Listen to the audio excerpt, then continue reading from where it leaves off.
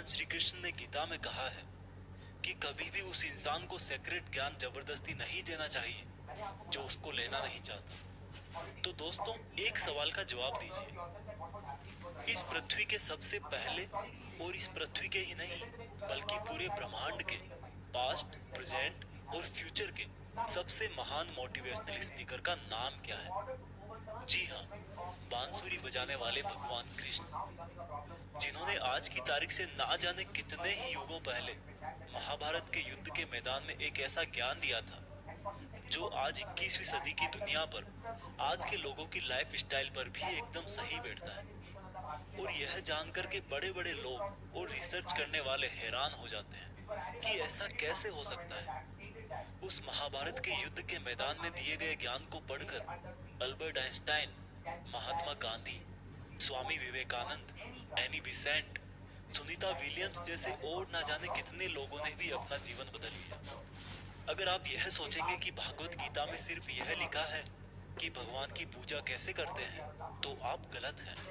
क्योंकि भागवत गीता सिर्फ एक किताब या धार्मिक ग्रंथ नहीं है, बल्कि इसमें वो नॉलेज है जो इस पृथ्वी पर जितने भी लोग जन्म लेकर आते हैं उनको यह सिखाता है कि इस दुनिया में सपने पूरे कैसे किए जाते हैं, पर्सनैलिटी कैसे बनाते हैं, पॉजिटिव एनर्जी कहाँ से लाते हैं, खुशी क्या होती है, कितनी भी बड़ी प्रॉब्लम का सॉल्यूशन कैसे ढूंढते हैं, डिसीजन कैसे लिया जाता है, किसी भी ब्रेकअप के सदमे से बाहर कैसे निकलते हैं, इमोशनली स्टेबल कैसे होते हैं, किसी भी बिजनेस को सक्सेसफुल कैसे बनाते हैं, मेहनत कैसे की जाती है, हम क्या हैं और कौन हैं, जिंदगी जीने का सही तरीका क्या है, मरने के बाद हमारे साथ क्या होता है, ये ब्रह्मांड कैसे बना, क्या भगवान है और अगर है तो कहाँ है, क्या आप भी पुनर्जन्म लेंगे, ये लाइफ रियल है या एक इल्यूजन या एक सपना।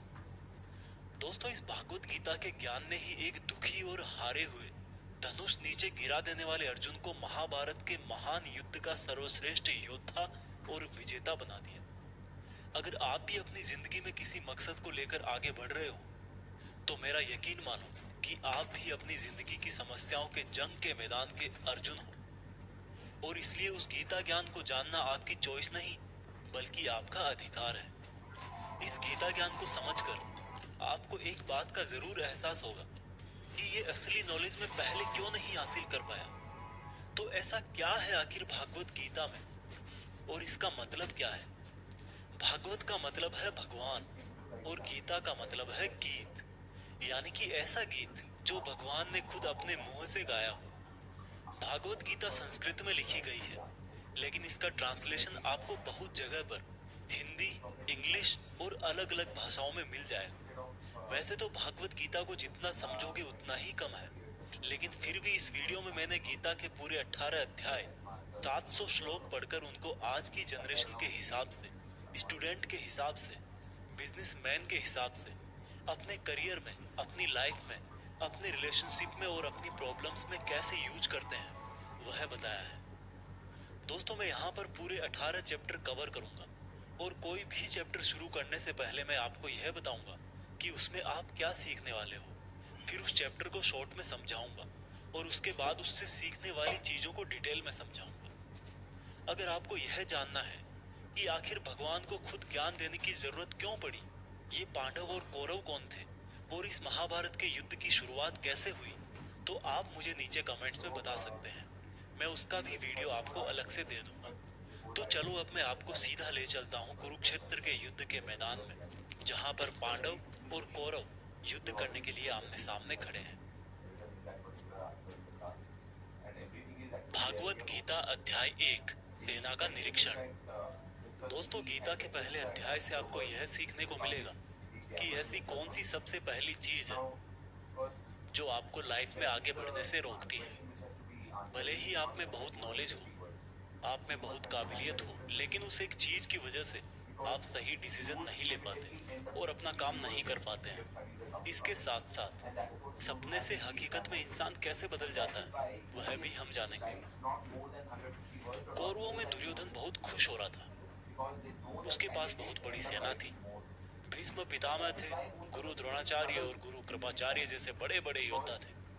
पांडवों की सेना में अर्जुन, भीम सहित पांचों पांडव, भगवान कृष्ण, अभिमन्यु, द्रौपदी के पांचों पुत्र आदि थे। अब यह युद्ध पूरी तरह से पारिवारिक युद्ध ही था। पांडवों और कौरवों के लिए गुरु द्रोणाचार्य और कृपाचार्य दोनों एक ही थे। दादा भीष्म भी एक ही थे।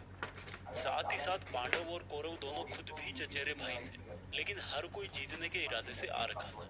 रणभूमि में जब जोर से युद्ध की घोषणा के लिए शंखनाद हुआ तो अर्जुन ने अपने सारथी भगवान कृष्ण से कहा कि हे कृष्ण, मेरे रथ को दोनों सेनाओं के बीच में एक बार ले जाकर के खड़ा कर दो, ताकि मैं ये देख सकूं कि मुझे किनको मारना है। ऐसा सुनकर भगवान कृष्ण ने अर्जुन के रथ को कौरवों की सेना के सामने वहां पर ले जाकर के खड़ा कर दिया, जहां पर कौरवों की सेना में अर्जुन के दादा भीष्म पितामह और गुरु द्रोणाचार्य खड़े थे। और गुरु द्रोणाचार्य ने ही अर्जुन को तीर चलाना भी सिखाया था। अर्जुन ने युद्ध के मैदान में जिधर भी देखा, वहां दोनों तरफ ही सिर्फ परिवार वाले नजर आ रहे थे। ये देखकर अर्जुन बहुत दुखी हो गए और कृष्ण से बोले, यहाँ तो हर कोई मेरा सगा संबंधी ही है, मैं अपने ही लोगों को युद्ध में नहीं मार सकता। मुझे इस राज्य के लिए तो क्या, अगर कोई तीनों लोग भी दे तो भी मैं ऐसा युद्ध नहीं करूंगा जिसमें मुझे अपनों को ही मारना पड़े। इस तरह से अर्जुन पूरे दुखी होकर और खुद को कोसते हुए अपने धनुष को छोड़कर रथ में वापस जाकर बैठ गए। दोस्तों, गीता के इस फर्स्ट चैप्टर से हमें यह सीखने को मिलता है कि वास्तविकता सोच से अलग होती है। हमें नहीं पता होता है कि जब हम कोई काम करने का इरादा लेकर जा रहे होते हैं तो वहां पर क्या हो सकता है। जब हम किसी बुरी चीज का सामना करते हैं तो हम संयम खो बैठते हैं और घबरा जाते हैं, और घबरा जाने के बाद हम हमारा ही असली रूप भूल जाते हैं। भले ही अर्जुन युद्ध कला में मास्टर थे और भले ही वो युद्ध करने के लिए मैदान में धनुष उठाकर चले आए, लेकिन युद्ध सिर्फ हथियारों के चलाना जानने से नहीं होता। उसके लिए इरादे भी चाहिए होते हैं, इमोशनल स्टेबिलिटी चाहिए होती है। मैदान में आकर अर्जुन को अपनी ड्यूटी से ज्यादा फैमिली और गुरुओं से मोह हो गया और उससे फिर वो दुखी हो गए। वो युद्ध करने का डिसीजन नहीं ले पाए। इससे यह भी सीखने को मिलता है कि जिंदगी में हमें हमारा कर्म करने से सबसे पहले रोकने वाला कोई होता है, तो वो है हमारा मोह, यानी कि अटैचमेंट। आप सुबह जल्दी उठ सकते हो, लेकिन आपको नींद और आलस्य का मोह होता है। अर्जुन एक क्षत्रिय थे और युद्ध करना ही उनका काम था, और वो युद्ध करने में बहुत अच्छी तरह से ट्रेंड भी थे, लेकिन वो अटैचमेंट में आकर अपना कर्म भूल गए। इसलिए अगर लाइफ में आपको चुनौतियों से लड़ना है तो आपको अपने अटैचमेंट को सेक्रीफाइस करना आना चाहिए। दोस्तों, इसको आप इस तरह से भी समझ सकते हो। मान लो आप किसी से बहुत प्रेम करते हो, लेकिन वह मनुष्य आपके प्रेम की कदर नहीं करता। ऐसे में आपको उसका प्रेम पाने का मोह नहीं होना चाहिए, क्योंकि अटैचमेंट किसी भी तरह का हो, जब तक वो है आप अपनी लाइफ के अर्जुन नहीं बन पाओगे। भागवत गीता अध्याय 2, गीता का सार।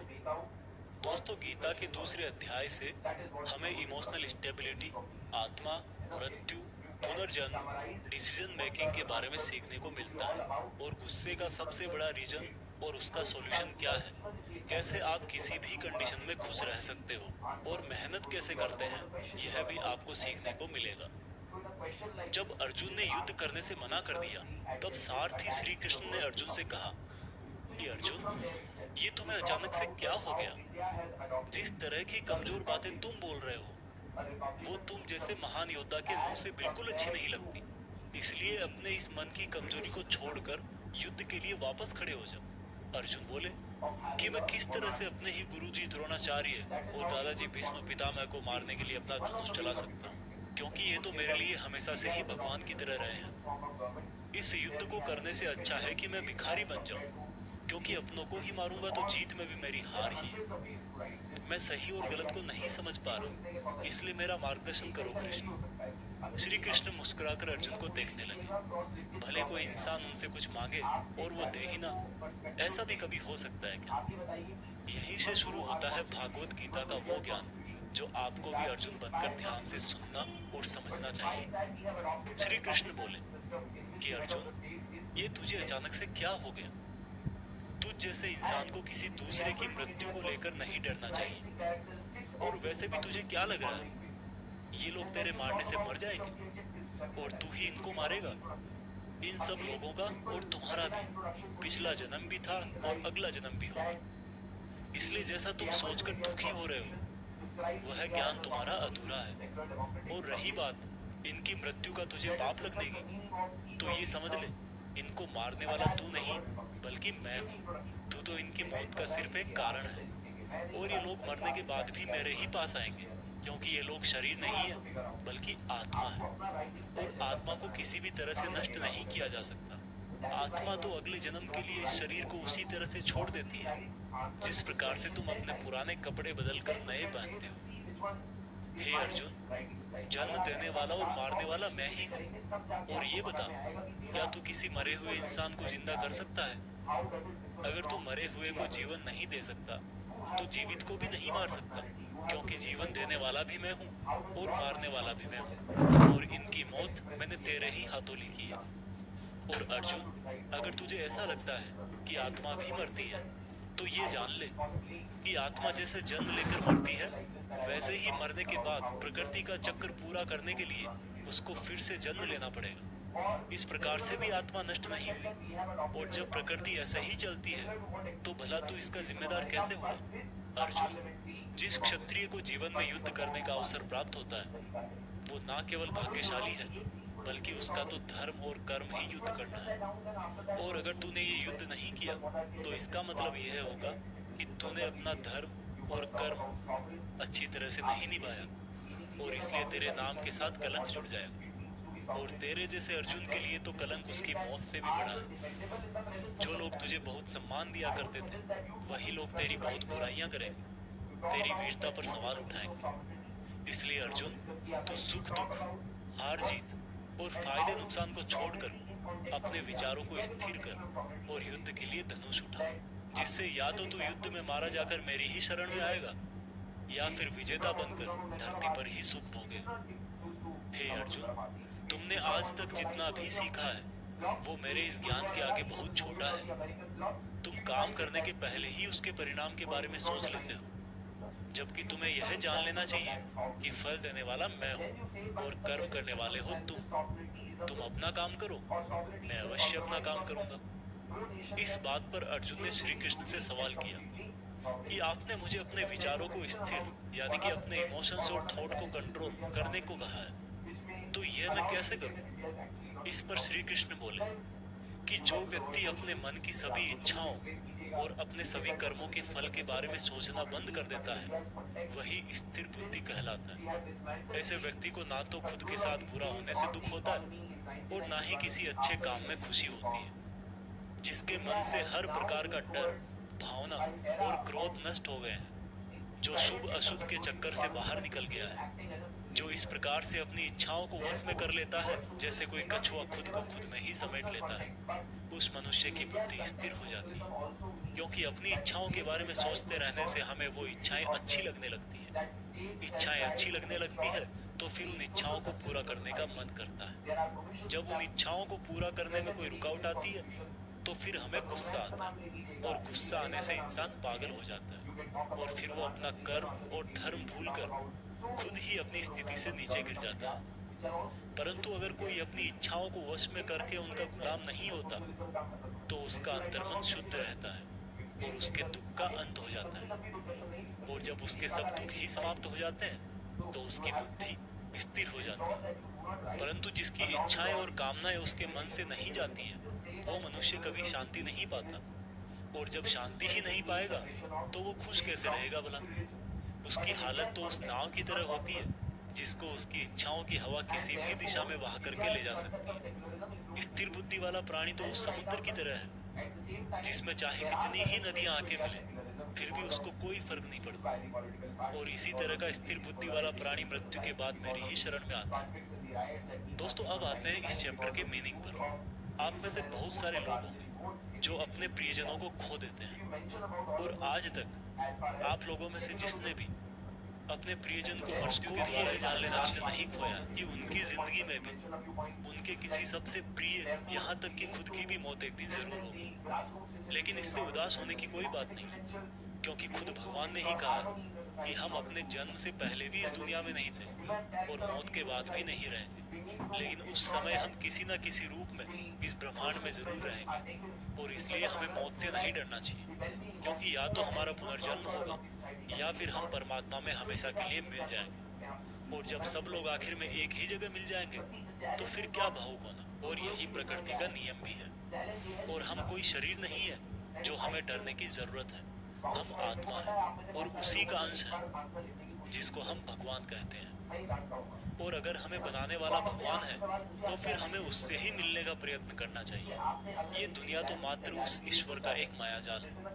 अब दोस्तों, अर्जुन डिसीजन नहीं ले पा रहे थे। जब भी हम कोई डिसीजन लेते हैं तो एक तरफ हमारा अटैचमेंट होता है और दूसरी तरफ वो होता है जो हमें करना चाहिए। और इसी मोह के चक्कर में हम वो नहीं कर पाते जो हमारा रियल काम होता है और जो हमें लाइफ में सफलता के रास्ते पर आगे ले जाता है।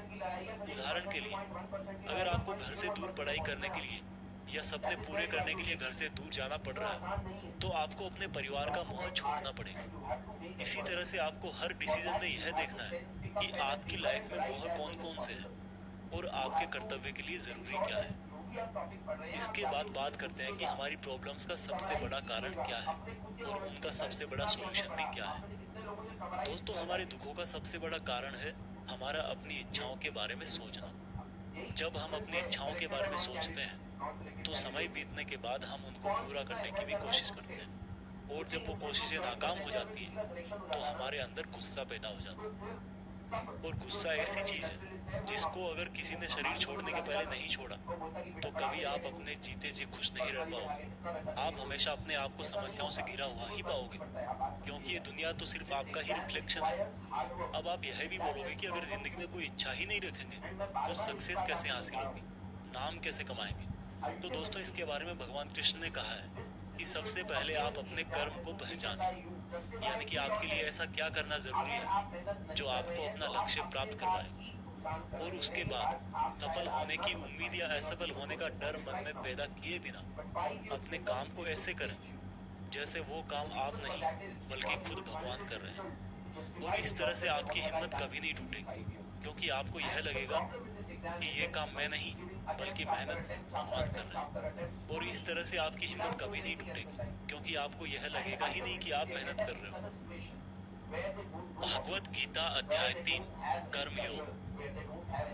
दोस्तों, अब गीता के 3rd चैप्टर में हम जानेंगे कि ऐसी कौन सी 2 चीजें हैं जो आपको इस दुनिया में कुछ भी हासिल करके दे सकती हैं। इसमें यह भी जानेंगे कि हम क्या हैं और हमारे अपने मन को अपने काबू में करके अपनी सभी गंदी आदतें कैसे छोड़ें और अपनी मनचाही मंजिल कैसे प्राप्त करें। अर्जुन बोले, हे कृष्ण, आपकी बातें सुन के ऐसा लग रहा है कि जैसे ज्ञान कर्म से ज्यादा सही है, लेकिन आप तो मुझे सन्यासी बनने की जगह युद्ध करने के लिए बोल रहे हो। तो आप ये बताइए कि मैं ज्ञान का रास्ता अपनाकर सन्यासी बनूं या कर्म का रास्ता अपनाकर युद्ध लड़ूं। सुनकर कृष्ण बोले, इस संसार में मैंने खुद ने ही 2 तरह के योग बनाए हैं। योग मतलब ऐसा रास्ता जिससे हम अपना जीवन सफल बनाते हैं। उनमें से एक है ज्ञान योग और दूसरा है कर्म योग। और अर्जुन, तुम एक मनुष्य हो, तुम चाह करके भी अपने शरीर के कर्मों को पूरी तरह से नहीं छोड़ सकते। उदाहरण के लिए, तुम्हें हर पल सांस तो लेना ही पड़ेगा। अगर पेट है तो खाना तो पड़ेगा ही। और अगर तुम इन सब को किसी भी शक्ति से रोकना भी चाहोगे तो क्या निश्चित है कि तुम अपनी इच्छाओं के बारे में नहीं सोचोगे। कहने का मतलब है, तुमसे जाने अनजाने में कर्म तो हो ही जाएगा, क्योंकि तुम मनुष्य हो और तुम तो वैसे क्षत्रिय हो तो तुम अपने धर्म से भी बंधे हो। इसलिए तुम्हारे लिए सन्यास के रास्ते की जगह कर्म का रास्ता ज्यादा सही है। मतलब ज्ञान योग या सांख्य योग की जगह कर्म योग ज्यादा सही है। इसलिए तुम यह सोचकर कि यह काम तुम नहीं कर रहे हो बल्कि प्रकृति का गुलाम होकर तुम्हारा शरीर कर रहा है, फल की इच्छा किए बिना अपना कर्म योग करो। क्योंकि अगर तुम अपने आप को खुद के कर्म का कर्ता यानी करने वाला नहीं मानोगे तो मैं तुम्हारा कर्ता बनूंगा। और जब मैं तुम्हारा कर्ता बनूंगा तो तुम्हें बिना मांगे ही वो सब सुविधाएं, सुख और राज्य दे दूंगा जिसकी तुम्हें जरूरत होगी। बिना मेहनत किए ही सुख सुविधाओं और राज्य का भोग किया तो तुम एक चोर कहलाओगे और तुम कभी परमात्मा यानी कि मुझसे नहीं मिल पाओगे। जिस तरह से महान लोग खाने के लिए नहीं बल्कि जीने के लिए खाते हैं, उसी तरह से तुम भी परिणाम के लिए नहीं बल्कि कल्याण के लिए युद्ध करो। हे अर्जुन, तुम मनुष्यों में सबसे बड़े हो, इसलिए जैसा तुम करोगे ठीक वैसा ही तुम्हारी संतान या आने वाली दुनिया करेगी। अर्जुन, अब तुम मुझको ही देख ले, मैं तो भगवान हूँ, मुझे भला किसी काम को करने की जरूरत क्या है। पर मैं इसलिए अपना कर्म करता हूँ क्योंकि मनुष्य की आत्मा मेरा ही छोटा सा अंश है, और जैसा मैं करूँगा वैसा ही फिर मनुष्य करेगा, और इस तरह से तो पूरी सृष्टि ही नष्ट हो जाएगी। कोई अगर तुम्हारा साथ भी ना दे या तुम्हारी आलोचना भी करे तो तुम उनको बिना कुछ कहे सिर्फ अपना कर्म करते जाओ, और ऐसा करने पर वह मनुष्य भी कुछ समय बाद तुम्हारे जैसा ही करने लग जाएगा। जो व्यक्ति यह सोचता है कि वह कर्म खुद करता है, उससे बड़ा मूर्ख और दुखी इस दुनिया में और कोई नहीं है, और ज्ञानी लोगों के द्वारा ऐसे मूर्खों को कभी नहीं छेड़ा जाना चाहिए। इसलिए अर्जुन, तू भी अपने आप को इस कर्म के बंधन में ना बांधकर बिना किसी आशा के, दया के और पछतावे के अपना युद्ध कर। अर्जुन, खुद का धर्म और कर्म दूसरों के धर्म और कर्म से ज्यादा अच्छा समझा जाना चाहिए। भले ही हमारे खुद के धर्म में और कर्म के पालन करने में कोई कमी रह जाए। अर्जुन ने फिर सवाल किया कि अगर मनुष्य उसी परमात्मा का अंश है तो उससे गलतियां क्यों हो जाती हैं और वो बुरे काम क्यों करता है।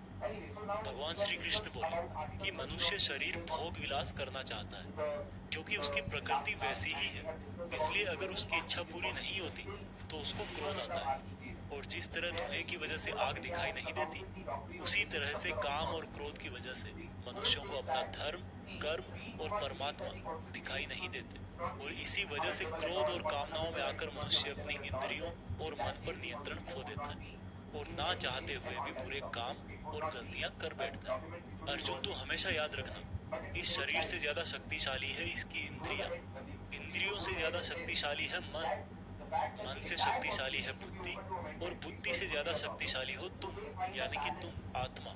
इसलिए अर्जुन, तू अपनी आत्मा से अपनी बुद्धि को वश में कर।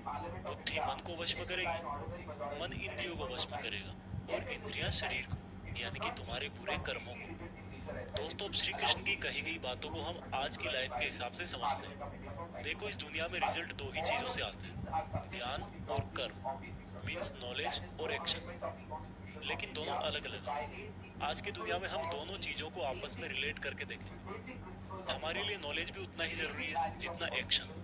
नॉलेज का मतलब यह नहीं है कि आप सिर्फ एग्जाम पास करने के लिए सिलेबस को रटते हो, बल्कि नॉलेज का मतलब यह है कि आप सबसे पहले ये जानो कि आपके गोल्स क्या हैं, आपकी कैपेबिलिटीज और आपके इश्यूज क्या क्या हैं, और इन सबको मिलाकर गोल्स तक पहुंचने की आपकी प्लानिंग क्या है। ये है आपका नॉलेज, यानी कि ज्ञान योग। इसके अलावा आपको एक और चीज जाननी चाहिए कि मेरे भाई, आप शरीर नहीं हो, आप एक आत्मा हो। आपकी आत्मा यानी आप खुद अपने इमोशंस, अपनी थॉट्स और अपनी एक्टिविटीज से बहुत ऊपर हो, और अगर आप ऐसा सोचोगे तो मैं दावे के साथ कह सकता हूँ आप 99% नहीं बल्कि 100% अपनी प्रॉब्लम से ऊपर उठ जाओ। इसके बाद इस चैप्टर में दूसरा रास्ता बताया गया है कर्म योग, यानी कि आपके शरीर के एक्शंस। एक्शंस के लिए भगवान ने ये बोला है कि हमें कभी यह नहीं सोचना चाहिए कि काम हम कर रहे हैं, और जब हम ये सोचेंगे कि काम नहीं कर रहे तब इसके दो फायदे होंगे। एक तो ये कि आप अपनी मेहनत के रिजल्ट को लेकर टेंशन में नहीं रहो, और दूसरा ये कि आप इमोशनली स्टेबल होकर अपनी बेस्ट मेहनत कर पाओ। इसके साथ साथ आपको कभी भी अपने बुरे या अच्छे रिजल्ट को खुद पर लेकर दुख नहीं करना चाहिए, क्योंकि श्री कृष्ण की बातों के अनुसार मनुष्य को सिर्फ कर्म करने का अधिकार दिया हुआ। इसके अलावा आप अपनी किसी भी बुरी आदत से कैसे छुटकारा पाएं, इसको बहुत ही आसान शब्दों में बताया गया है कि आप अपने आप को उस परमात्मा का ही छोटा सा रूप, यानी कि आत्मा समझो, और आत्मा के ध्यान से अपने ब्रेन को और ब्रेन से अपने मन को काबू में करोगे, और इसके बाद में आपका मन अपने आप आपके सभी फिजिकल सेंसेस यानी कि इंद्रियों को काबू में कर ले, और जब आपकी इंद्रियां आपके काबू में हो जाएगी तब बुरी आदत छोड़ना तो क्या कुछ भी मुश्किल नहीं है। भागवत गीता अध्याय 4 दिव्य ज्ञान। गीता के चौथे अध्याय से हम जानेंगे कि भगवान कब और किस रूप में धरती पर आते हैं, भगवान को कैसे प्राप्त किया जाता है, गुरु से ज्ञान कैसे लिया जाता है, ज्ञान लेना क्यों जरूरी है। श्री कृष्ण बोले कि अर्जुन, जो महान गीता ज्ञान मैं तुझे बता रहा हूँ वो मैंने बहुत पहले ही इसी पृथ्वी पर बताया था, लेकिन समय के साथ वो लुप्त हो गया। इस पर अर्जुन बोले कि हे कृष्ण, आप तो अभी वर्तमान काल में हो, तो आप बहुत पहले के समय में ऐसा कैसे कर सकते हो। श्री कृष्ण बोले कि अर्जुन, तुझे नहीं पता कि तेरे और मेरे कितने जन्म हो चुके हैं। जब जब इस संसार में धर्म का नाश होता है, तब तब मैं अधर्म का नाश करने इस धरती पर मानव रूप में आता हूँ और कर्म करके अपना शरीर यहीं छोड़कर वापस चला जाता हूँ। जिस तरह से कोई शिष्य मुझे बहुत प्रेम करता है, उसी प्रकार से मैं भी अपने शिष्यों से बहुत प्रेम करता हूँ। मैंने भले ही इस संसार को बनाया है, लेकिन मैं फिर भी यह नहीं सोचता कि यह मैंने बनाया है। इसलिए मनुष्य को भी कर्म करते समय यह नहीं सोचना चाहिए कि मैं कर रहा हूँ। जो मनुष्य किसी भी कर्म के फल और सुख दुख से परे होकर कर्म करता है, वही सबसे अच्छा है। जिसको अपने शरीर पर कोई घमंड नहीं होता, उसको वश में रखता है, वही मनुष्यों में सबसे ऊंचा है। और अर्जुन, जो मनुष्य इस धरती में खुश नहीं रह पाता, वो परलोक में भी खुश नहीं होता। इसलिए किसी भी मनुष्य को अपने गुरु को पहचान कर, अपनी इंद्रियों को जीत कर, अपना लालच छोड़कर, उनकी सेवा करके उनसे वह ज्ञान सीखना चाहिए जिससे बड़े बड़े पापी भी मेरी शरण में आ जाते हैं। जिस तरह से आग सूखी लकड़ियों को जला देती है, उसी तरह से गुरु से सीखा हुआ ज्ञान भी हर अज्ञान को मिटा देता है। हमेशा कर्म करने वाला और हमेशा मुझ में श्रद्धा रखने वाला ही मुझको प्राप्त कर पाता है। इसलिए जिसने भी कर्म योग से सभी कर्मों को और खुद को अकर्ता मानते हुए परमात्मा को अर्पण कर दिए हैं, ऐसे मनुष्य को उसके कर्म कभी नहीं बांधते। इसलिए अर्जुन, तू भी मेरे इस दिए हुए ज्ञान से यह समझ कि कर्म तू नहीं बल्कि मैं कर रहा हूँ। दोस्तों, इस चौथे चैप्टर में यह साफ कहा गया है कि जब भी धरती पर मानवता का नाश होता है और नेगेटिव एनर्जी लोगों में ज्यादा होती है, तब भगवान किसी भी रूप में आकर धर्म को फिर से स्थापित करते हैं। इसमें यह भी बताया गया है कि अगर किसी से आपको कुछ सीखना है, तो सबसे पहले आपके मन में उसके प्रति रेस्पेक्ट होनी चाहिए। कोई लालच नहीं होना चाहिए और बुरी भावना भी नहीं होनी चाहिए। और ये नॉलेज लेना और सीखना हमारे लिए जरूरी क्यों है? क्योंकि हम चाहे किसी भी फील्ड में हो, ऑब्वियस सी बात है कि हमें उस फील्ड के गुरुओं से ज्ञान तो लेना ही पड़ेगा। और ज्ञान ऐसा तरीका है जो इस लाइफ में आपके टारगेट से और उस लाइफ में आपके परमात्मा से मिला सकता है। भागवत गीता अध्याय 5, कर्म संन्यास योग। भागवत गीता के 5वें चैप्टर में हम जानेंगे कि अपने गोल्स को कैसे प्राप्त किया जाता है और किस तरह से हमारा शरीर हमको आलस में बांधने की कोशिश करता है। अर्जुन बोले, हे श्री कृष्ण, मैं अभी भी यह नहीं समझ पा रहा हूँ कि मेरे लिए कर्म ज्यादा अच्छा है या कर्मों से संन्यास। श्री कृष्ण बोले, देखो अर्जुन, भले ही संन्यास और कर्म तो अलग अलग रास्ते हों, लेकिन दोनों की मंजिल एक ही है और वो है भगवान। जो व्यक्ति अपने मन को भटकने नहीं देता, जो कर्म करके भी यह समझता है कि कर्म उसने नहीं बल्कि परमात्मा ने किया है, और जो सभी जीव जंतुओं को उसी परमात्मा का हिस्सा मानता है, वह मनुष्य मरने के बाद परमात्मा में ही मिल जाता है। महान पुरुष अपना हर काम खुद के विचारों को साफ करने और दूसरों का कल्याण करने के लिए ही करते हैं। परमात्मा कभी भी मनुष्यों को बुरा काम करने के लिए नहीं उकसाता, बल्कि लोग खुद ही अपने क्रोध और मोह में आकर बुरे कर्मों के साथ साथ उनके फलों का भी निर्माण करते हैं। मैं तो बस उनका फल उन्हीं को वापस देता हूँ। इस शरीर को चाहे कितना ही सुख दे दो, उसकी इच्छाएं तब भी पूरी नहीं होती। इसलिए अर्जुन, तेरे जैसे बुद्धिमान व्यक्ति को शरीर की इच्छाओं में मन नहीं लगाना चाहिए। इस संसार का असली योगी तो वो है जिसने अपने शरीर का नाश होने से पहले अपने क्रोध का नाश कर लिया हो, जो संपूर्ण प्राणियों का हित करता है, जिसका मन किसी भी कर्म में नहीं बंधता और जो अपने भटकते हुए मन को एक जगह केंद्रित करके परमात्मा को याद करता है, वही व्यक्ति सुखी भी है और परमेश्वर सहित सबका प्यारा भी। हे अर्जुन, ये इंद्रियां, मन, बुद्धि, इच्छा, आशा, डर और क्रोध ही तेरे दुश्मन हैं। इनका त्याग कर। दोस्तों, हमारी बॉडी यानी कि शरीर हमेशा रिलैक्स रहना चाहता है, क्योंकि बाय नेचर शरीर एक निर्जीव चीज ही है अगर उसमें आत्मा ना हो तो। लेकिन हम यह सोच लेते हैं कि मैं तो शरीर हूँ, ये मेरी आंखें हैं, ये मेरे हाथ हैं और अब मेरा शरीर मुझे सोने के लिए बोल रहा है। तो इसका मतलब यह है कि आपका शरीर आपकी बुद्धि पर भारी पड़ चुका है। इसलिए आपको यह समझना होगा कि आप आत्मा हो और इस शरीर को आप अपनी बुद्धि से जिस तरह चलाना चाहोगे वह वैसा ही चलेगा। दोस्तों, जो रास्ते भागवत गीता में बताए जा रहे हैं वह मनुष्य को परमात्मा से मिला देते हैं और अगर आप इन सब बातों को अपनी लाइफ में उतारोगे तो आप अपने सपनों को तो आसानी से हासिल कर ही लोगे। जैसे कि कहा गया है कि भगवान की प्राप्ति के लिए मन को वश में करना बहुत जरूरी है, ठीक उसी प्रकार से आपको अपनी लाइफ में भी मंजिल हासिल करने के लिए मन को वश में करना बहुत जरूरी है। भागवत गीता अध्याय 6 ध्यान योग। भागवत गीता के 6ठे अध्याय में हम जानेंगे कि एक योगी क्या होता है और योगी कैसे बनते हैं। यानी कि आज की लाइफ में बोले तो वह इंसान जो अपनी लाइफ में कुछ बड़ा करना चाहता है।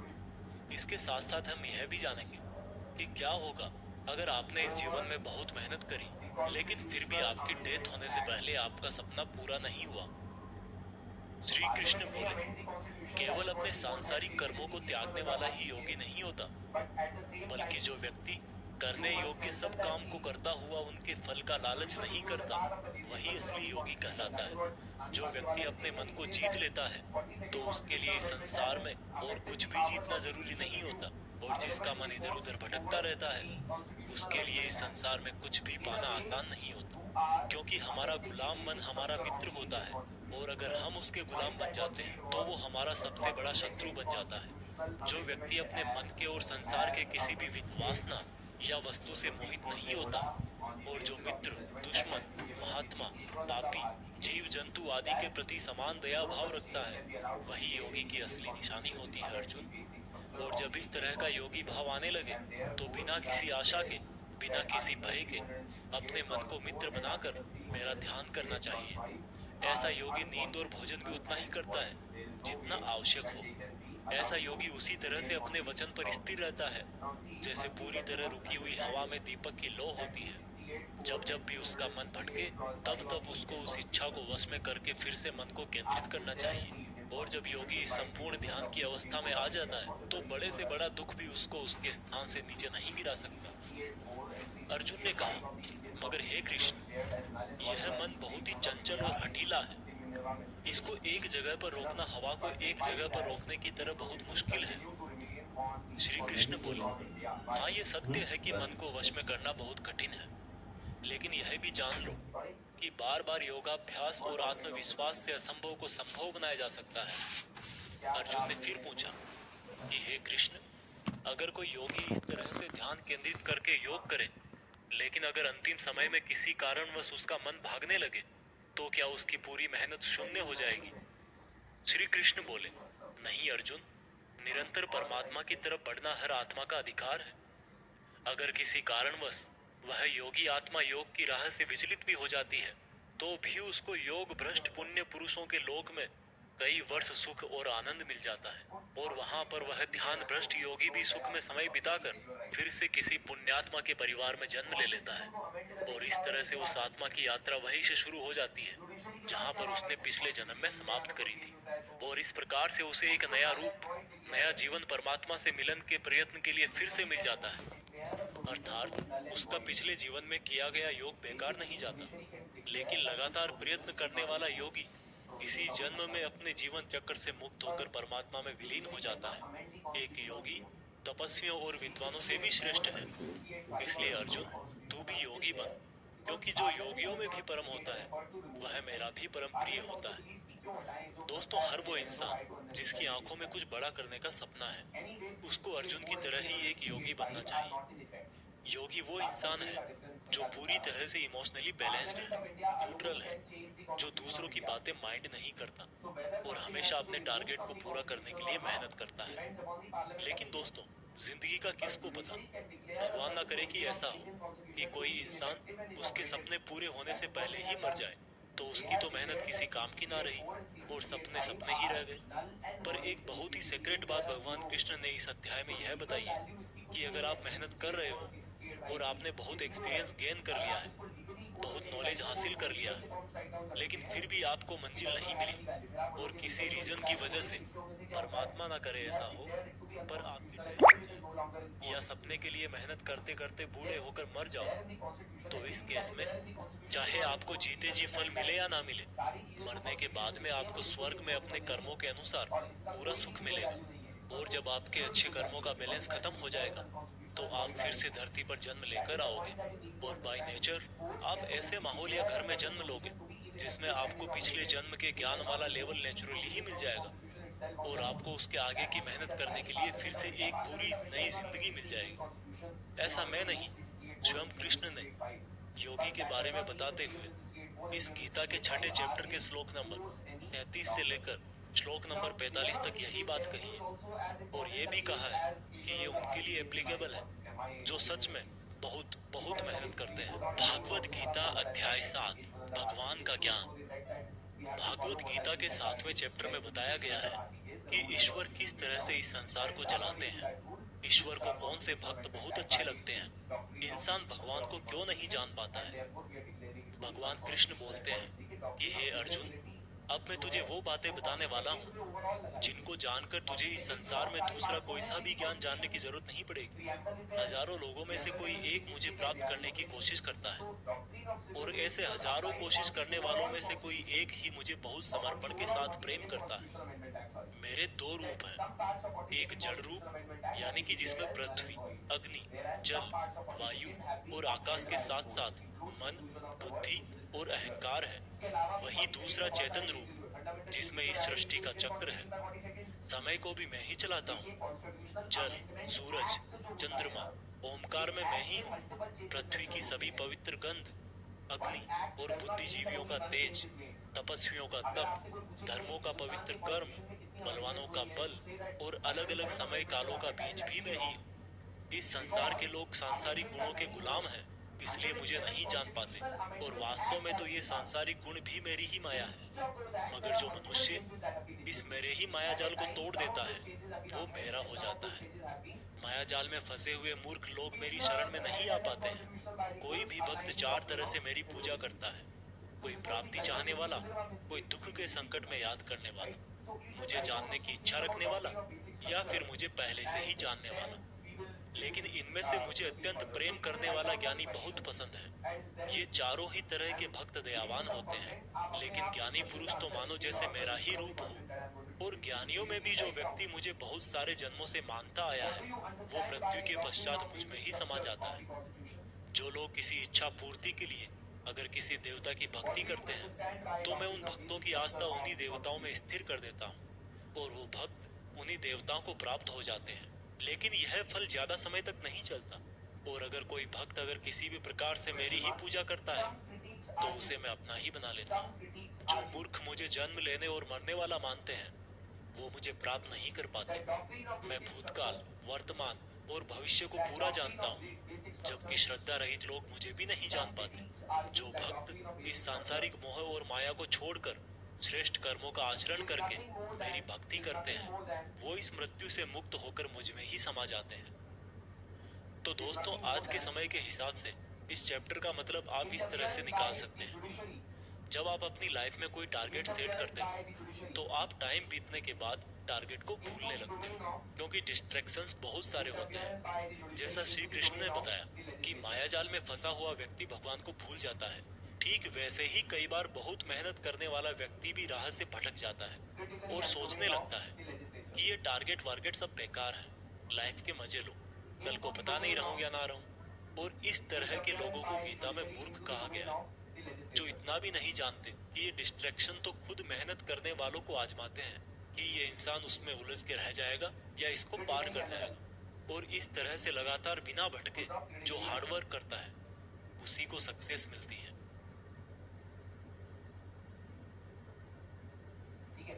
भागवत गीता अध्याय 8 भगवान की प्राप्ति। भागवत गीता के 8वें चैप्टर में आप जानेंगे कि भगवान क्या है और उनको कैसे प्राप्त किया जा सकता है, देवता कौन है, ये संसार कैसे चलता है और क्यों हमें आज से ही हार्ड वर्क में लगना चाहिए।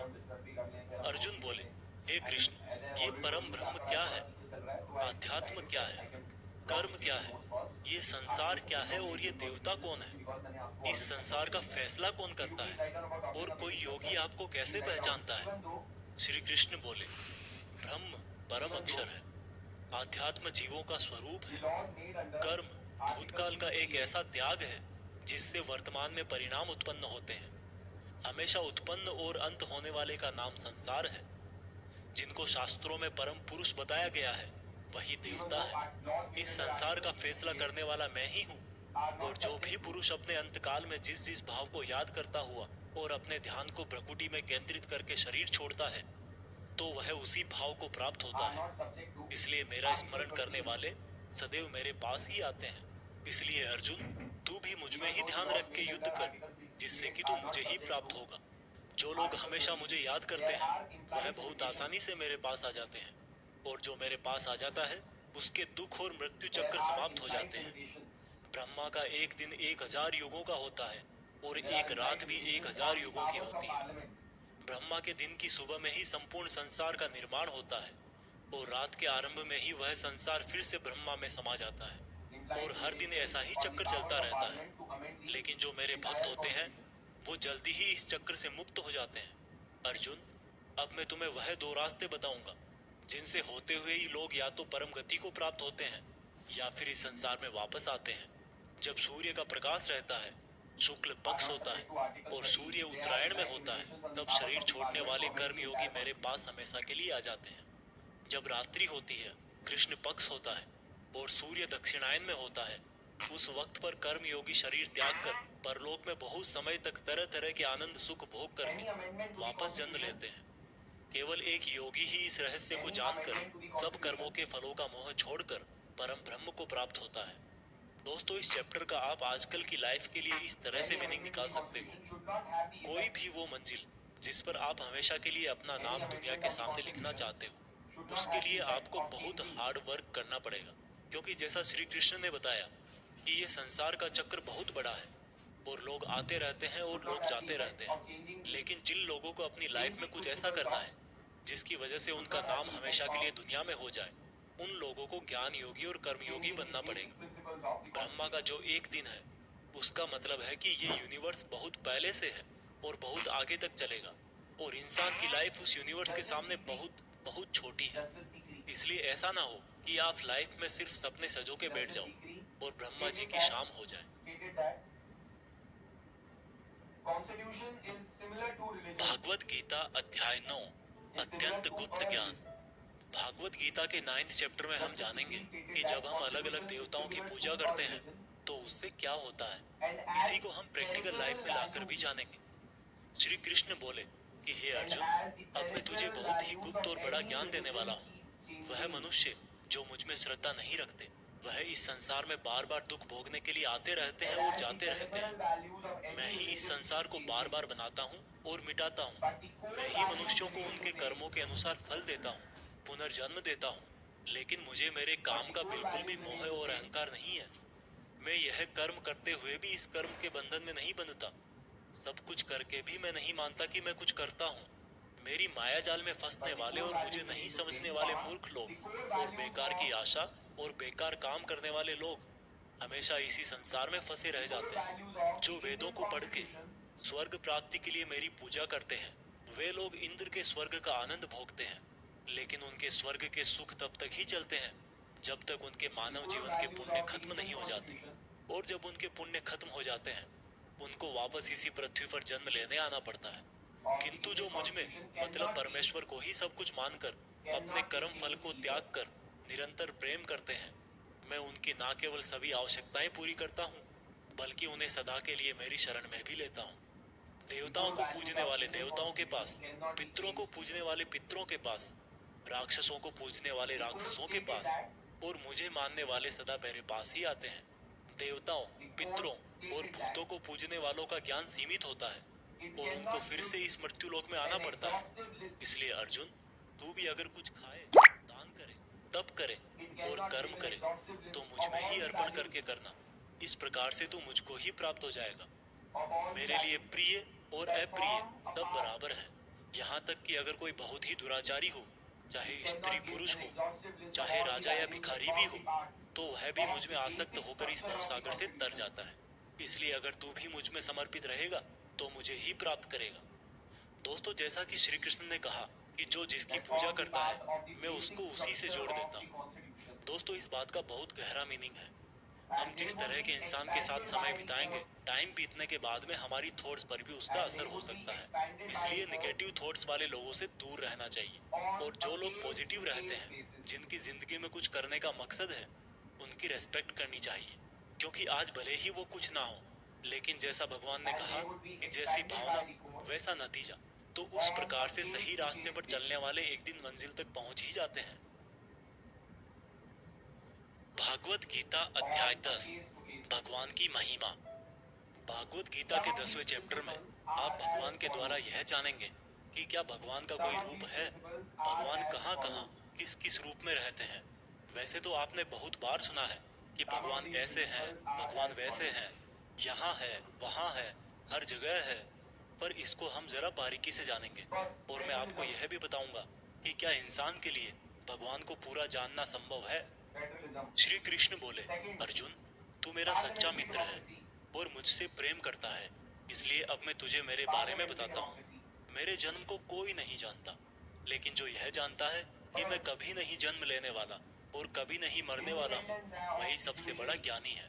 ज्ञान और मूर्खता, सत्य और झूठ, सुख और दुख, मन और बुद्धि, रचना और नाश, कीर्ति और अपमान सहित सभी भाव वास्तव में मैं ही तो हूँ।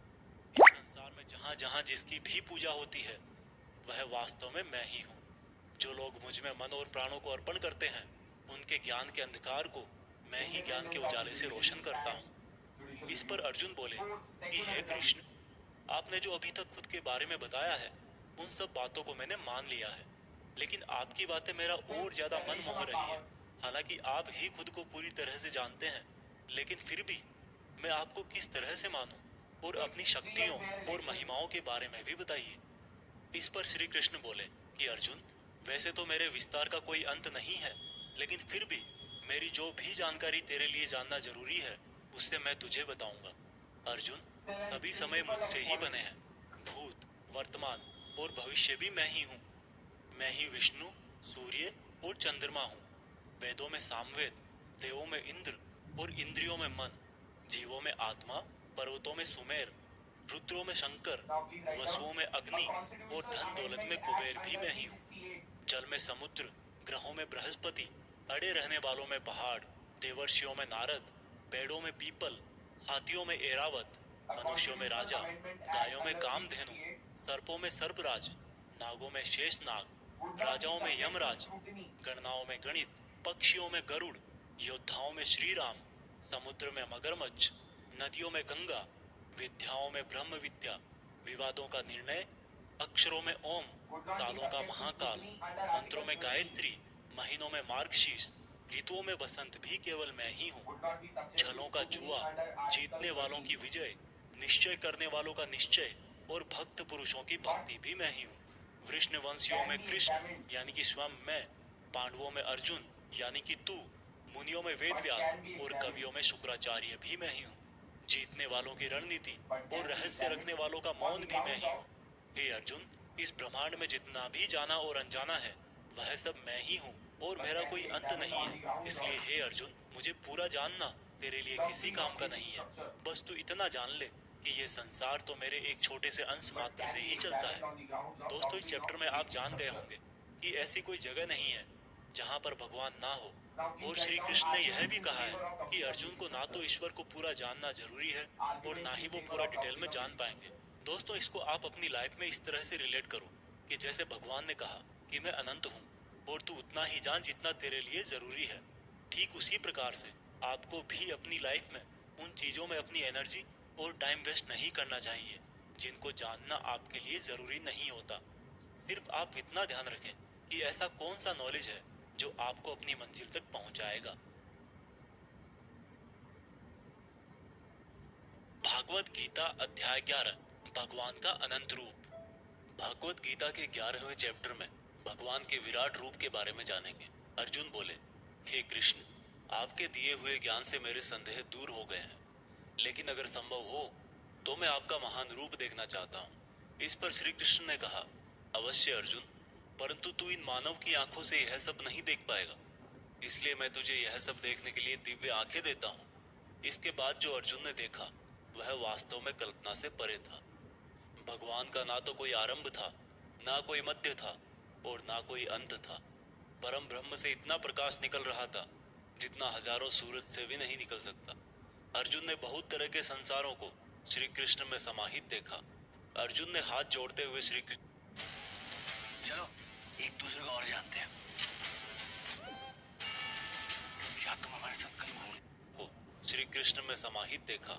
अर्जुन ने हाथ जोड़ते हुए श्री कृष्ण से कहा, हे परम ब्रह्म, मैं आपके शरीर में सभी देवों को, सब मनुष्यों को देख रहा हूँ, लेकिन आपके शरीर का ना तो कोई आरंभ दिख रहा है, ना कोई मध्य है और ना ही कहीं अंत। आप में हर तरह के अस्त्र शस्त्र हैं, हर तरह के प्रकाश और सूर्य हैं। स्वर्ग और धरती के बीच का पूरा आकाश मानो आपसे ही भर गया है। कई देवता के समूह आप में प्रवेश कर रहे हैं, कई आपकी वंदना कर रहे हैं, तो कई लोग भयभीत होकर हाथ जोड़े खड़े हैं।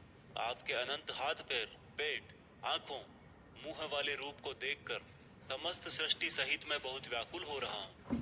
मैं पांडवों कौरवों की संपूर्ण सेना के महान योद्धाओं को अंत होकर आप में जाता हुआ देख पा रहा हूँ। आपके अनेक तरह के उग्र रूप इस संपूर्ण ब्रह्मांड को बहुत ऊर्जा दे रहे हैं।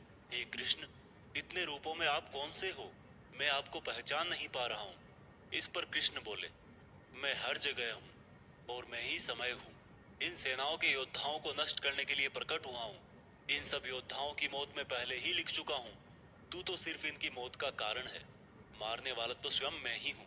इस पर अर्जुन भयभीत लेकिन गदगद होकर बोले, हे भगवान, आपका यह रूप देखकर अब मुझे पता लगा कि क्यों योगी, महर्षि, देवता जैसी आत्माएं आपका पूजन करती है। आप तो सत्य और असत्य से भी परे हैं। आपके इस रूप का वर्णन करने के लिए मेरे पास कोई शब्द नहीं है। आप ही इस जगत के पालन करता और विनाशक हो। आपको कोटि कोटि नमस्कार, आपको कोटि कोटि नमस्कार, नमस्कार। आपके लिए हर दिशा से नमस्कार, क्योंकि आपका कोई आदि नहीं है, मध्य नहीं है और अंत भी नहीं है। हे प्रभु, मैंने जाने अनजाने में आपको भाई, कृष्ण, मित्र कहा है और कई बार लोगों के सामने आपका मजाक भी उड़ाया है। मुझे आपके इस सत्य का पता नहीं था, इसलिए अगर संभव हो तो मुझे क्षमा कीजिए। मैं आपकी वंदना करता हूँ। पिता जैसे पुत्र को और सखा जैसे सखा को क्षमा कर देता है, वैसे ही आप भी मुझे क्षमा करें। आपके इस रूप को देखकर मैं खुश भी हो रहा हूँ और भयभीत भी हूँ। इसलिए अब कृपा करके आप अपना प्रसिद्ध चतुर्भुज विष्णु रूप दिखाइए। मैं आपको मुकुट, चक्र और गदा के साथ देखना चाहता हूँ। इस पर श्री कृष्ण बोले कि अर्जुन, मैंने तेरे आग्रह पे वह रूप दिखाया है जिसको आज तक कोई मनुष्य नहीं देख पाया है और ना ही देख पाएगा। मेरे इस रूप और अनंत आकार को देखकर तू व्याकुल भी ना हो और पागल भी ना हो, और अब तेरी इच्छा अनुसार तू मेरा चतुर्भुजी रूप भी देख। इस प्रकार से श्री भगवान ने अपना चतुर्भुजी रूप दिखाकर अर्जुन का साहस बनाया और अनंत रूप से उत्पन्न हुई व्याकुलता भी दूर करी। इस पर अर्जुन बोले कि हे कृष्ण, अब मैं आपके इस रूप को देखकर फिर से शांत हो गया हूँ।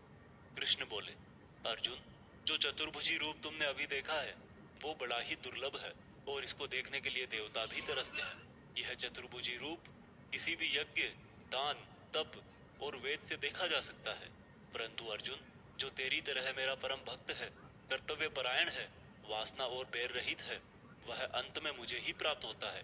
इसलिए मैंने यह रूप तुझे दिखाया है। दोस्तों, गीता के इस अध्याय से आप आज के टाइम में यह सीख सकते हो कि अगर हम अपनी मेहनत के रास्ते पर सही हैं, तो कई बार हमें अपनी सफलता को पाकर विश्वास नहीं होता। हमें पता ही नहीं लगता कि हमने इतनी मेहनत कर ली, और जब सफलता आती है तब भी लगता है कि ये तो बहुत बड़ी है, मैंने इतनी मेहनत तो की ही नहीं थी। और दोस्तों, यही महान लोगों का एक गुण भी है, वो मेहनत करते हैं लेकिन उनको यह भी आभास नहीं रहता कि वो कितनी मेहनत कर रहे हैं। यह उनके बड़प्पन को दिखाता है। भागवत गीता अध्याय 12, भक्ति योग। दोस्तों, गीता के 12वें चैप्टर में हम जानेंगे कि अपने गोल्स पर कैसे अडिग रहें। एक स्टूडेंट को क्या करना चाहिए। अर्जुन ने कहा कि हे भगवान, आपको क्या मानकर पूजना ज्यादा अच्छा है, रूप या फिर निराकार। श्री कृष्ण ने कहा, जो भक्त मन को एकाग्र करके श्रद्धा से युक्त होकर मुझ सगुण रूप परमेश्वर को भजते हैं, वह मुझे योगियों में श्रेष्ठ लगते हैं। परंतु जो भक्त अपनी इंद्रियों को वश में करके मन बुद्धि से परे मेरे अविनाशी रूप पर ध्यान लगाते हैं, वह मुझे ही प्राप्त होते हैं। जो भक्त अपने कर्मों को मुझ में अर्पण करके मेरा चिंतन करते हैं, वो भी मुझे ही प्राप्त होते हैं।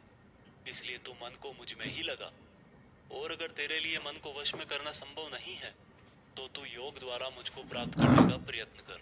जिसके क्रोध और सभी द्वेष समाप्त हो गए हैं, वह भक्त मुझे बहुत पसंद है।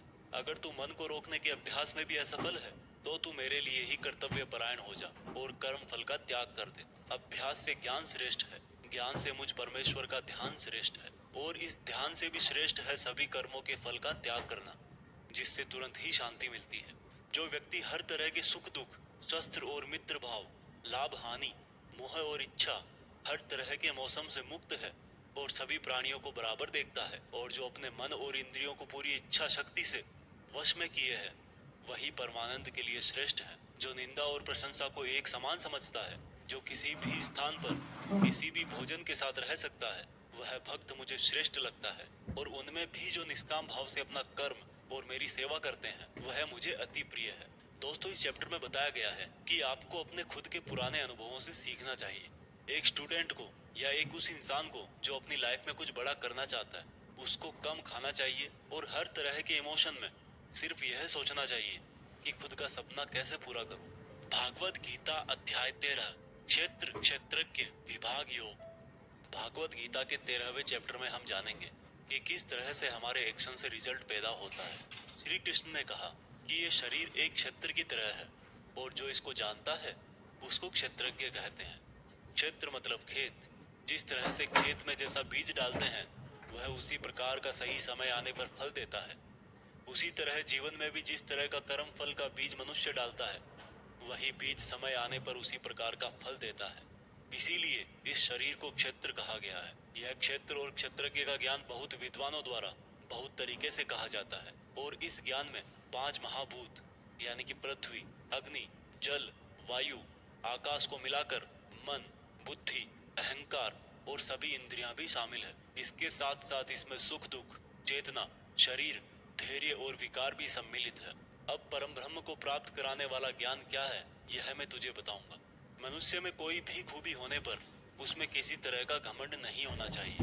किसी भी प्राणी को सताना नहीं चाहिए। दूसरों के प्रति क्षमा भाव होना चाहिए।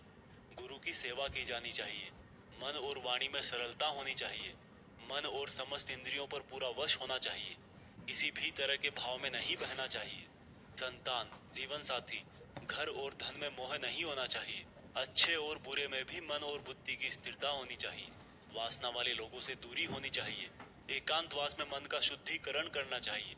मुझ परमेश्वर में पूरी तरह से समर्पण और ध्यान मग्न रहना चाहिए। हे अर्जुन, अब मैं तुझे परम ब्रह्म के बारे में कहूँगा।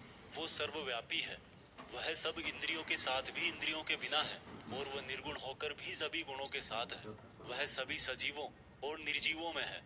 वह दूर भी है और पास में भी, लेकिन फिर भी जानने में नहीं आता। वह ब्रह्मा की तरह जीवन उत्पन्न करता है, विष्णु की तरह पालन करता है, और शंकर की तरह विनाश भी करता है। वह अलग अलग कालों में होते हुए भी एक जैसा लगता है, और एक ही काल में भी अलग अलग तरह का होता है।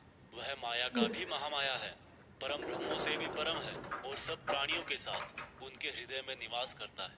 परंतु इसके बाद भी यह जानने के योग्य है, हे अर्जुन, इस प्रकृति और पुरुष का भी कोई आरंभ नहीं है, क्योंकि प्रेम और घृणा और तीनों तरह के गुण अर्थात सत, रज और तम भी प्रकृति से ही आते हैं। कार्य और कार्यों को करने वाली इंद्रियां भी प्रकृति से ही उत्पन्न होती है।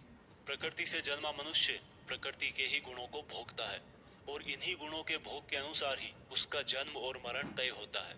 इस तरह से जो भी मनुष्य इस पुरुष और प्रकृति के ज्ञान को जानता है, वह कर्म करता हुआ भी मुझे प्राप्त होता है, और मुझ परमात्मा को हर मनुष्य अपने अलग अलग तरीके से पाता है। किंतु जो मंद बुद्धि होते हैं, वह तो इस ज्ञान को सुनकर और मेरी प्रकृति जानकर ही मृत्यु लोक से मुक्त हो जाते हैं। जो मनुष्य सभी कर्मों को प्रकृति से ही होने वाला मानता है, वह अपनी आत्मा को अकर्ता समझकर इस भवसागर से पार हो जाता है।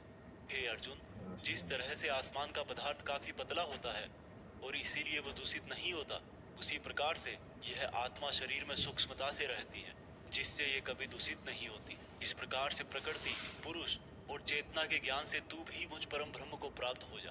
दोस्तों, इस चैप्टर में यह बहुत ही बारीकी से बताया गया है किस तरह से हमारे ही कामों से हमें तकलीफ या खुशी मिलती है। मान लीजिए हमारा शरीर खेत की तरह है और हम हैं इसके किसान। अब हम जो भी इस खेत में बोएंगे, फल भी उसी बीज के अनुसार हमें भविष्य में जाकर मिलता है। इसलिए यह हमारे आज के एक्शंस पर ही डिपेंड करता है कि हमें फ्यूचर में क्या मिलने वाला है। भागवत गीता अध्याय 14 प्रकृति के 3 गुण। दोस्तों, भागवत गीता के 14वें चैप्टर में हम जानेंगे कि किस तरह से हमारा स्वभाव और यह संसार 3 गुणों में बटा हुआ है। श्री कृष्ण बोले, हे अर्जुन, अब मैं तुझे संसार के उन 3 गुणों के बारे में बताऊंगा जो आत्मा को शरीर के मोह से बांधते हैं और जिन्हें जानकर कोई भी मनुष्य मुझे पा सकता है। यह तीनों गुण है सत्वगुण, रजोगुण और तमोगुण। सत्वगुण इन सभी गुणों में श्रेष्ठ है और यह ज्ञान और सुख से जोड़ता है। रजोगुण कामना और आसक्ति से उत्पन्न होता है जो कि कर्म और उसके फल में बांधता है। तमोगुण मनुष्य को भोग विलास, आलस्य और निद्रा में बांधता है। हे अर्जुन, सत्वगुण सुख देता है, रजोगुण कर्म करवाता है और तमोगुण मनुष्य को उसके स्थान से भी बहुत नीचे गिरा देता है। इन्हीं भी 2 गुणों को वश में करने से तीसरे गुण की प्राप्ति होती है। जिस पल मन में शांति और ज्ञान बढ़ा हुआ लगे उस समय यह मानना चाहिए कि सत्वगुण बढ़ रहा है। जिस पल मन में लालच और स्वार्थ का आभास हो उस समय रजोगुण बढ़ता है। जिस समय मन में अंधकार, विषयों में आसक्ति, आलस्य और निद्रा हो उस समय मनुष्य में तमोगुण होता है। सत्वगुण में मरने वाला मनुष्य परमात्मा को प्राप्त होता है। रजोगुण वाला मनुष्य फिर से जन्म लेकर मनुष्य बनता है और तमोगुण वाला प्राणी अगले जन्म में कीट पतंग बनता है। सात्विक कर्म का परिणाम है सुख, राजस कर्म का परिणाम है दुख और तामस कर्म का परिणाम अज्ञान होता है। जो व्यक्ति इस बात को जानता है कि यह 3 गुण ही उससे सब काम करवाते हैं, तब वह अपने कर्तापन से और इस संसार से मुक्त हो जाता है और इस तरह से सोने, पत्थर और मिट्टी को एक जैसा समझने वाला मनुष्य परम ब्रह्म अर्थात मुझे प्राप्त हो जाता है। दोस्तों, यह 3 प्रकार सात्विक, राजस और तामस हमारी डेली लाइफ में बहुत यूजफुल है। अगर आप मेहनत करके कुछ उम्मीद नहीं करोगे तो आप हमेशा खुश रहोगे। अगर आप किसी अच्छे रिजल्ट की कामना करके मेहनत कर रहे हो तो कोई गारंटी नहीं कि खुशी होगी या दुख होगा। अगर आपने किसी का नुकसान करने के लिए कर्म किया है तो यह निश्चित है कि किसी न किसी समय आपको ही दुख मिलेगा। भागवत गीता अध्याय 15 पुरुषोत्तम योग। दोस्तों, गीता के 15वें चैप्टर में बताया गया है कि किस प्रकार से यह दुनिया एक इल्यूजन है और कैसे हम इसमें उलझकर रह जाते हैं। श्री कृष्ण बोले कि यह संसार बरगद के एक उल्टे पेड़ की तरह है जिसकी जड़ें ऊपर है और डालियां, पत्ते नीचे की तरफ। पत्तियां वेदों को दिखाती हैं और डालियों के अंत में फल कार्य फल के जैसा है। इस पेड़ की जितनी भी शाखाएं हैं वो 3 तरह के गुण यानी कि सत्व, रज और तम से ही बनी है। इसकी जड़ों में स्वयं परमात्मा विराजमान है। इस पेड़ की शाखाओं के अंत में नई कोंपले मनुष्य की इच्छाओं को दिखाती है। यह पेड़ हर दिशा में इस तरह से बड़ा रहता है कि ज्ञान के अभाव में मनुष्य इसमें उलझकर ही रह जाता है और जो इस पेड़ के रहस्य को जान लेता है वह परम ब्रह्म को प्राप्त हो जाता है। इसलिए इस माया वाले जीवन रूपी बरगद के पेड़ को ज्ञान की कुल्हाड़ी से काटकर उचित योग का पालन करके उस परम ब्रह्म को ढूंढना चाहिए और जिसका मान, मोह, सम्मान, अपमान सभी नष्ट हो गए हैं और बुद्धि स्थिर हो गई है, वह पुरुष इससे मुक्ति पा सकता है। और मुक्ति पाकर जिस परम पद को वे पुरुष प्राप्त होते हैं उसको कोई भी सूरज रोशन नहीं कर सकता, क्योंकि वह मेरा परम धाम है।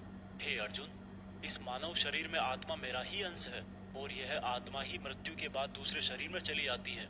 यह शरीर कान, आँख, त्वचा, जीभ, नाक और मन से ही इन इंद्रियों का और वासनाओं का सेवन करता है और यह केवल ज्ञानी जन ही जानते हैं। इस संसार में शरीर नाशवान है और आत्मा अविनाशी है और इन सब में सबसे श्रेष्ठ है परमात्मा जो कि सब लोगों का पालन पोषण करता है। इसलिए मैं ही पुरुषोत्तम हूँ। दोस्तों, इस चैप्टर में हमने देखा कि हम जिंदगी में बहुत बार उस चीज के पीछे भागते हैं जिसको हासिल करके भी हमारी इच्छा खत्म नहीं होती। हम जितनी इच्छाएं पूरी करते हैं उतनी ही और बढ़ जाती है। इसलिए उस इंसान को जिसको लाइफ में कुछ बड़ा करना है उसको अपने डिटर्मिनेशन से उन इच्छाओं के जाल को काट देना है। तभी वह इस इल्यूजन वाले ट्री से परमात्मा को यानी कि आपकी पर्सनल लाइफ के केस में सक्सेस को ढूंढ पाएगा। भागवत गीता अध्याय 16 दो स्वभाव।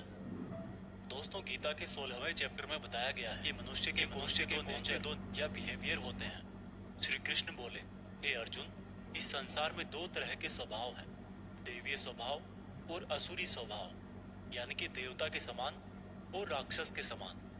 पहले मैं तुझे देवीय स्वभाव के बारे में बताऊंगा। कभी भय ना करना, अपने मन को शुद्ध रखना, हमेशा परमात्मा को ही याद करना, इंद्रियों को वश में रखना, धर्म ग्रंथों का पाठ करना, किसी भी जीव को कष्ट नहीं देना, हर तरह के भाव में सम रहना, हर जीवात्मा को बराबर समझना, कभी क्रोध और मोह न करना, क्षमा करना, धैर्य रखना और यहाँ तक कि अपने ही गुणों का भी अभिमान नहीं करना दैवीय स्वभाव है। अब मैं तुझे असुरी स्वभाव बताऊंगा।